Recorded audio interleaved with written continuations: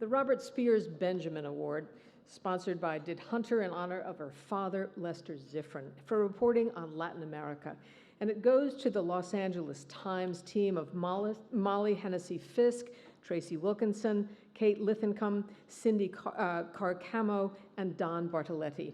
The Times reporters and photographers gave a rich and complex picture of the surge of unaccompanied minors traveling from Mexico into South Texas, tracing their journey from Guatemala and Honduras up to the border. We have 4 members of the team who made it up to New York to accept the award, and our citation goes to Teresa Bu and Sinjeli Agnew of Al Jazeera America for Fault Lines, Mexico's vigilante state.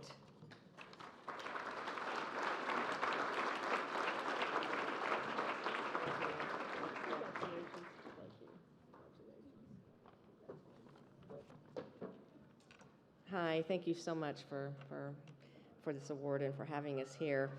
Our coverage of the immigration crisis last year involved a really noteworthy combination of many parts of the newspaper, combining Metro, national, foreign, photo, all brought together under the guidance of Kim Murphy, our editor.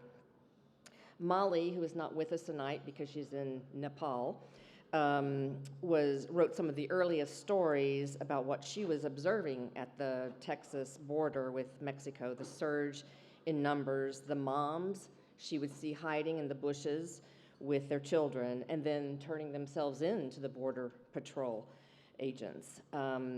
Cindy picked up on the story in Arizona, where the Border Patrol was literally dropping off families at Greyhound bus stations or sending them to increasingly congested and miserable detention centers.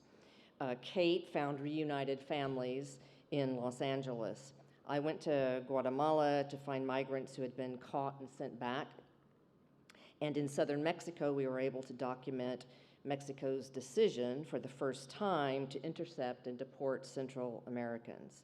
And remarkably, Don Bartletti, who is also not with us tonight, a photographer who, as it turns out, can also write, was able to go back and find a character who had been featured in the famous Enrique's Journey Pulitzer Prize-winning project of 2003, and so he was able to go back and find the same person who sadly is now back in Central America, and his prospects for a better life destroyed.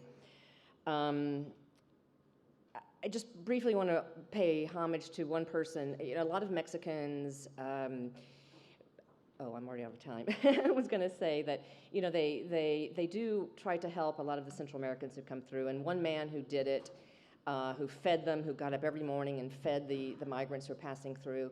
He was also transgender, and he was murdered a couple of months ago. And we don't know why, because murders in Mexico were never solved. But there are people who do try to help. And these stories will continue to happen because of the horrific conditions of poverty and violence in Central America and the confusion of U.S. immigration policy. And hopefully the LA Times will be there to bring them to you. Thank you very much.